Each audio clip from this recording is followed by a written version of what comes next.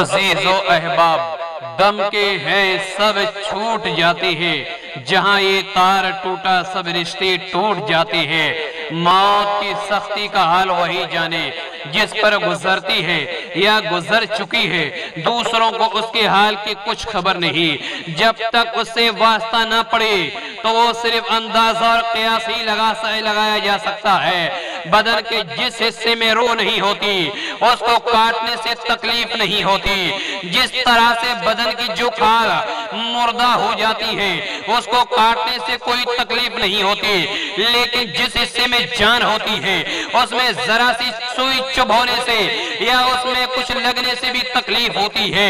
ये इस वजह से है कि रूह को बदन के उस हिस्से से ताल्लुक है, इस वजह से उसको तकलीफ पहुंचती है। चूंकि रूह सारे बदन में सर से पांव तक आदमी के जोड़ जोड़ में मौजूद है, इसीलिए जब उसको सारे बदन से खींच कर निकाला जाएगा तो उससे साफ जाहिर है कि मौत के वक्त कितनी तकलीफ होगी।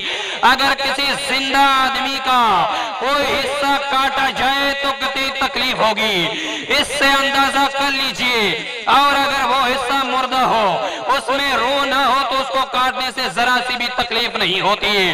तो जब सारी रूह को बदन की रग रग से खींचा जाएगा तो गौर कीजिएगा कि क्या हाल होगा। लेकिन बदन का अगर एक हिस्सा काटा जाता है तो रूह का बाकी हिस्सा बाकी तमाम बदन में मौजूद होता है, वो उस वक्त मजबूत होता है।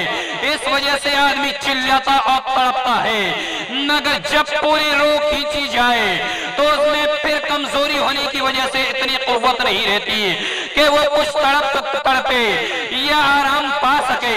हाँ, अगर बदन मजबूत होता है तो सांस उखड़ते वक्त बदन में आवाज पैदा होती है जो दूसरों को सुनाई देती है, और अगर बदन में ताकत नहीं होती तो फिर ना आवाज भी पैदा नहीं होती। बदन के जिस हिस्से से रूह निकलती जाती है वो हिस्सा आहिस्ता आहिस्ता ठंडा होना शुरू हो जाता है।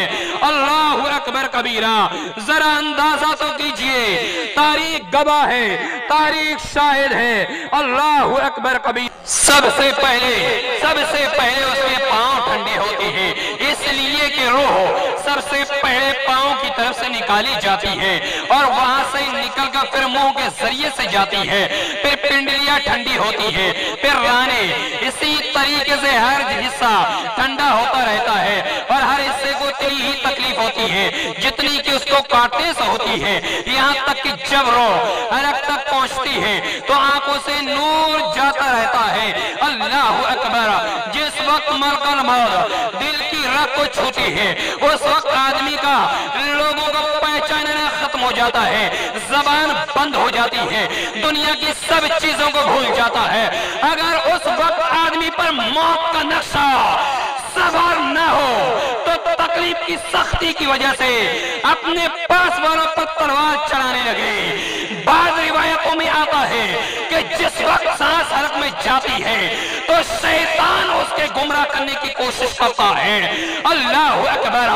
मेरे नबी करीम सल्लल्लाहु अलैहि वसल्लम की दुआओं में भी ये भी दुआ है, या अल्लाह मौत की सख्ती को आसान फरमा। अल्लाहु अकबर। मगर एक अहम है कि इन वाक़या से बिल्कुल ही नावाकिबा और बेखबर है, बिल्कुल बेखबर है। अल्लाहु अकबर। हम तो उस आने वाले वक्त को याद ही नहीं करते। दुआ मांगना तो कैसा, और अगर कभी भूले बस ऐसे दुआ मांग भी ली जाए तो वो भी सरसरी तौर से मांगी जाती है।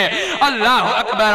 अंबिया अलैहिस्सलातु वस्सलाम जो गुनाहों से बिल्कुल मासूम और पाक थे, और औलिया अल्लाह जो खुदा के दोस्त हैं, अल्लाह के नजदीक हैं, वो भी मौत से डरते थे और बेहद लरजते और कांपते थे। अल्लाहु अकबर। हज़रत ईसा नबीना अलैहिस्सलातु वस्सलाम अपने हवारियों से कहते थे कि मेरे लिए दुआ करो कि नज़ात की तकलीफ मुझ पर आसान हो जाए, कि मौत के डरने से मुझे मौत के करीब पहुंचा दिया। अल्लाहु अकबर। बनी इसराइल की चंद इबादत गुजार यानी चंद इबादत करने वालों की एक جماعت ایک قبرستان میں پہنچی. انہوں نے آپس میں مشورہ کیا اللہ پاک سے دعا کی جائے کہ ان میں سے کوئی مردہ قبر سے اٹھے تاکہ ہم اس سے کچھ موت کا حال پوچھیں کہ اس پر کیا گزری. انہوں نے اللہ 10 سال اللہ اکبر یہ بنی اسرائیل کے چند عبادت کرنے والوں کی ایک جماعت ایک قبرستان میں پہنچی. انہوں نے آپس میں مشورہ کیا اللہ پاک سے دعا کی جائے کہ ان میں سے کوئی مردہ قبر سے اٹھے تاکہ ہم اس سے کچھ موت کا حال پوچھیں کہ اس پر کیا گزری. انہوں نے اللہ کے حضور بارگاہ الہی میں دعا کی. اللہ نے ان کی دعا قبول فرما لی اور ایک شخص قبر سے نکلا جس کی پیشانی پر کثرت سے سجدہ کرنے کے نشان پڑا ہوا تھا. اس نے کہا تم مجھ سے کیا چاہتے ہو, کیا پوچھنا چاہتے ہو؟ مجھے مرے ہوئے آج 50 سال ہو گئے لیکن موت کے وقت کی تکلیف آج تک میرے جسم سے نہیں نکلی. اللہ اکبر. مطلب یہ ہے کہ اگر 50 سال بھی گزر جائیں تو بھی موت کی تکلیف کا احساس ہوتا ہے. جس وقت روح نکلتی ہے اس وقت مردے کو بڑی تکلیف ہوتی ہے. اللہ اکبر. حضرت حسن رضی اللہ تعالی عنہ فرماتے ہیں کہ آقا کریم صلی اللہ علیہ وسلم نے ایک مرتبہ موت کی سختی کا ذکر فرمایا اور یوں ارشاد فرمایا کہ اتنی تکلیف ہوتی ہے جتنی کہ 300 جگہ تلوار کے کاٹ دینے سے ہوتی ہے. یعنی اگر کسی کو 300 جگہ تلوار سے کاٹ دیا جائے جب بھی اتنی تکلیف نہیں ہوتی جتنی کی موت کی وقت تکلیف ہوتی ہے. حدیث پاک کے اندر آتا ہے مصطفیٰ کریم نے فرمایا یا اللہ تو روح کو پٹھوں سے ہڈیوں سے اور انگلیوں میں سے نکالتا ہے. اللہ سب پارا موت کی سختی آسان کر دے. ایک اور جگہ ارشاد فرمایا قسم ہے اس ذات کی جس کے قبضے میں میری جان ہے کہ 1000 جگہ تلوار کی کاٹ سے زیادہ مرنے کی تکلیف زیادہ سخت ہے. اللہ اکبر. اس سے اندازہ لگائیں کہ موت کے وقت کتنی تکلیف ہوتی ہے. ایک بزرگ آزائی رحمت اللہ تعالی وہ یہ کہتے ہیں کہ ہمیں بات پہنچی کہ مردوں کو قیامت میں اٹھنے تک موت کی تکلیف کا اثر محسوس رہتا ہے. حضرت شداد بن اوس کہتے ہیں کہ موت دنیا اور آخرت کی سب تکلیفوں سے زیادہ سخت ہے. وہ آرا چلا دینے سے زیادہ سخت ہے, وہ کیچیوں کے قطر دینے سے زیادہ سخت ہے, وہ دیگ میں پکا دینے سے زیادہ سخت ہے. اگر مردے قبر سے اٹھ کر موت مرنے کی تکلیف بتائے تو کوئی شخص دنیا میں لذت اور آرام سے وقت نہیں گزار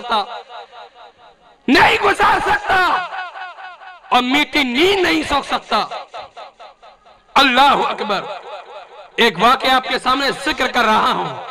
حضرت موسیٰ علیہ السلام کی جب وفات ہوئی تو ان سے اللہ نے پوچھا اے موسیٰ موت کو کیسے پایا؟ تو حضرت موسیٰ کلیم اللہ نے کہا بار الہ موت بڑی سخت ہے. اللہ اکبر. حضرت عمر رضی اللہ تعالیٰ نے حضرت کعب سے فرمایا موت کی کیفیت بیان کرو.